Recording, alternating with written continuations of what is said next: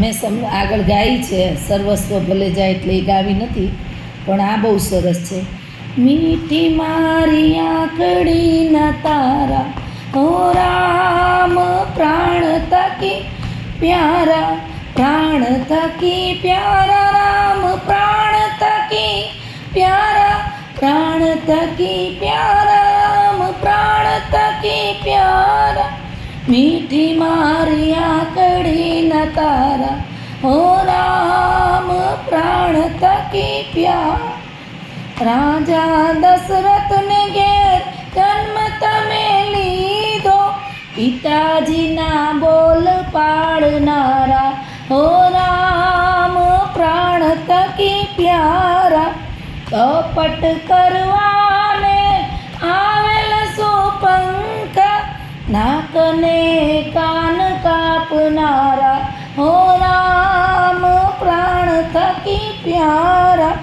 રાજા રાવણને રણમાં રોળીને, વિભીષણને રાજ્ય સોંપનારા, હો રામ પ્રાણ થકી પ્યારા.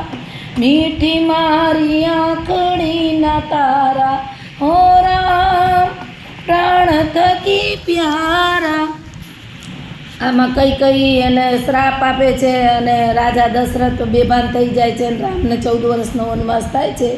ત્યાંથી પછી સીતા મારીચ જુએ છે અને રાવણ ઉઠાવી જાય છે અને 14 વર્ષનું યુદ્ધ થાય છે અને પાછા આવે છે. ત્યાં સુધીની આખી વાર્તા 3 લીટીમાં આવી જાય છે. તો આપણે પહેલાં આ સમજાવીને પછી આ ધૂન ગવડાવી તો બાળકોને બહુ મજા આવશે. 2 વાક્યો જ સાઈડમાં સરસ લખેલા છે.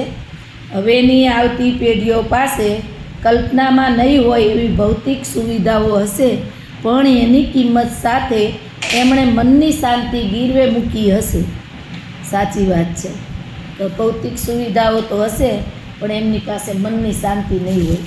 આવતી પેઢી આવતા વર્ષોમાં નહીં, અત્યારે જ તમે જુઓ કે હમણાં ઓલા સુરતના રેગિંગમાં ડૉક્ટર હર્ષ પંડ્યા મરી ગયો. તો આ વિકૃતિઓ, માનસિક વિકૃતિઓ છે, બધી મનની શાંતિ હણતી વસ્તુઓ છે. જે આપણને જે મળ્યું છે ને હવે આવતી પેઢીને મળશે નહીં. બીજું છે, ઈશ્વર દેખાતો નથી એવી વાતનો વિશ્વાસ કેમ કરવો? પ્રભુ તો વાઈફાઈ જેવો છે, દેખાય નહીં પરંતુ સાચો પાસવર્ડ નાખો તો કનેક્ટ થઈ જાય.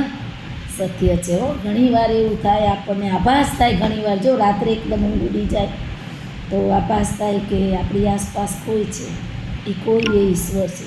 ઘણીવાર દિલ આપણું બોલે કે આ ગલત વસ્તુ છે, આ ના કરાય, અને એ આપણે નથી કરતા તો ઈશ્વર છે. અસ્તુ.